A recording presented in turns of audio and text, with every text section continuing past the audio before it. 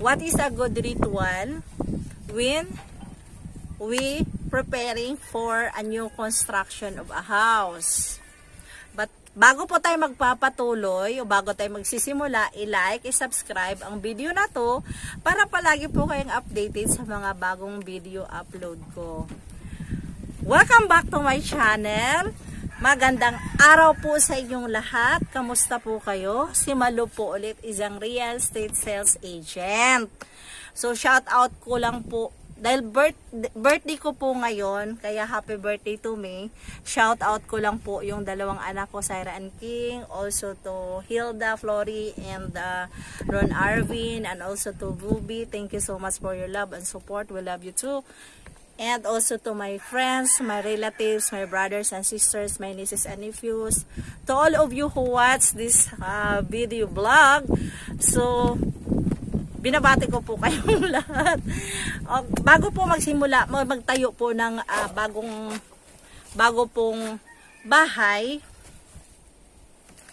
meron pong ritual na ginagawa yan. Kagaya ng mga na-witness ko rin sa father ko noon tuwing nagtatayo siya ng mga bagong bahay. Bago po yan maglinis. Halimbawa, nakabili po kayo ng bahay sa medyo hindi naman sa city, so madamo po siya. Bago po kayong maglinis doon, kailangan mag-alay po muna kayo. Mag-alay kayo ng itlog, kahit isang piraso lang, alak, sigarilyo, at saka po isda na inihaw na wala pong asin, tubig, at saka po kanin. Yun po yung iaalay po doon. Yun po yung nakagisna namin na bago po kami maglinis doon para po matanggal po yung mga good bad vibes, and then po yung mga engkanto, kung merong engkanto po doon. Although iba na po ang panahon ngayon, pero alam ko meron pa rin namang mga nangyayaring mga ganito para maiwasan daw po yung makakasakit tayo sa hindi natin sila nakikita. Yun po yung ritual na ginagawa ng father ko dati. Ngayon, pagka tapos na po nag-alay nun, magtabi-tabi po, at tapos kung meron po kayong albularyo na makakasama, pwede nyo pong isama kasi siya po yung magtatapoy nun. Siya po yung magpapaalis ng mga masasamang elemento po, kung meron pong mga masasamang elemento na nagbabantay doon sa lupa na yun bago po kayo mag-start ng maglinis doon at maghukay doon para tayuan nyo ng mga poste. So kailangan mo nang madasalan yun. Ngayon, para siya na rin po yung sasampalin ng mga engkanto. Pero lang, pero sa totoo lang, magdala po kayo ng albularyo para siya po yung magtataboy. And then yung may-ari po nung itatayong bahay, siya po yung magsasabi na umalis na po kayo rito. Kung sino man kayo, hindi po namin kayo nakikita. So kailangan po namin magtayo na ng bahay. Yung mismong may-ari po ng bahay magsasabi ng ganon. Ngayon, pagkatapos po ng pagtayo nyo ng nakapag-alay na kayo, so kompleto na, gagawin nyo po yung alay tuwing Friday at bago po mag-alas 6 ng hapon.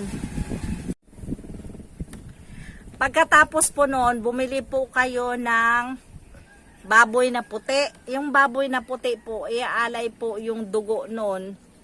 Buong bahay, yun yung nagpapatibay. Tapos po, yung maglagay din po kayo ng mga barya. Yung barya po, wala pong limit. Kahit isang balde pong barya, ilalagay nyo bawat poste po nung bahay na yon. Doon po nyo ibubuhos. Pagkabuhos po ng dugo, sasabayan po ng pagbuhos ng barya na baboy. Puti po talaga ang pinang-aalay. Tsaka bakit po siya baboy? Baboy po kasi prosperity po kasi ang baboy. Masagana din po siya. So hindi po kayo maubusan ng kabuhayan nyo dyan sa bahay na yan. Hindi po pwede ang manok kasi isang kahig, isang tuka po yung manok.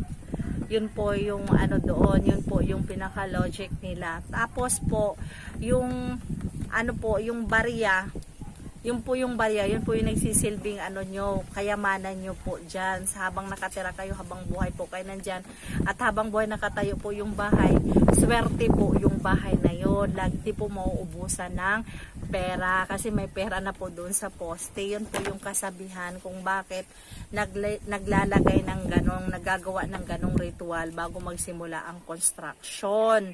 Yun po yun. Tapos po yung baboy na kinatay nyo, kasi dugo lang po yung ginamit nyo, yung pinakalaman po noon, kailangan po yun ipakain lahat within that day. Ipakain po yun lahat, kahit po yung sa mga nagko-construction po, yung nagtatrabaho po para itayo po yung bahay, sila po yung magandang pakainin. Kasi sa kanil, doon po yun nabubuhos lahat yung lakas nila sa paggawa ng bahay na yun.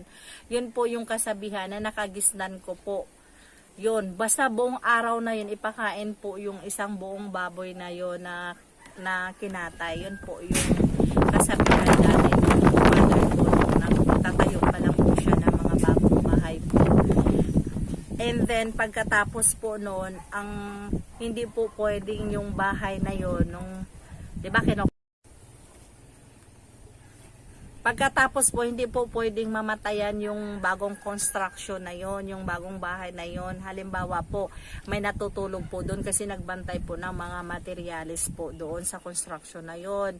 Kung may natutulog po doon, kailangan wala pong mamatay sa kanila kasi bad luck daw po yun pag may namatay na nagtatrabaho doon. Pwera lang po kung aksidente. Kasi aksidente, hindi naman po talaga. Habang continue yung pagpapagawa ng bahay, tuwing Friday po, mag-insenso po yung may-ari ng bahay. Tuwing Friday, tuwing alas 6 ng hapon para tuluyan nang mawala yung bad luck sa lugar na yon at yung mga masamang elemento na mga tao sa dilim, maalis na rin po sila ng tuluyan. Bawat poste po maglagay ng asin at saka sa entrance po para tuluyan ng mawala sila. At saka hindi rin po magkakasakit-sakit yung mga titira po sa bahay na yon. Yun po yung ritual.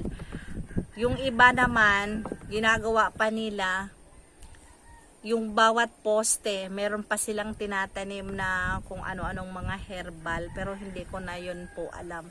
Ang alam ko lang po, sinishare ko lang sa inyo yung dugo ng baboy na puti at saka po yung barya. At saka yun, laging mag-insenso tuwing Friday bago mag alas 6 ng hapon. Yun po yung pinaka-ritual na sinishare ko lang po sa inyo kasi yun lang po yung alam ko. Na meron pa rin namang mga taong nagpa-practice ng ganito, lalo kung bandang bukid po yung iyong nabiling lupa. So kung may mga tanong po kayo sa akin, pwede po kayong magtanong sa akin. Write down your question and I will answer that in my comment section, or else you may email me in my email address in my description box. Makikita nyo po dyan ang email address ko. Allowed naman po kayong mag-email kung may mga tanong po kayo sa akin o kung ano-ano pang mga tanong, sasagutin po natin yan. And then maraming salamat po sa panonood nyo. Thank you so much. And then kita-kita po tayo ulit. Bye! And God bless us all!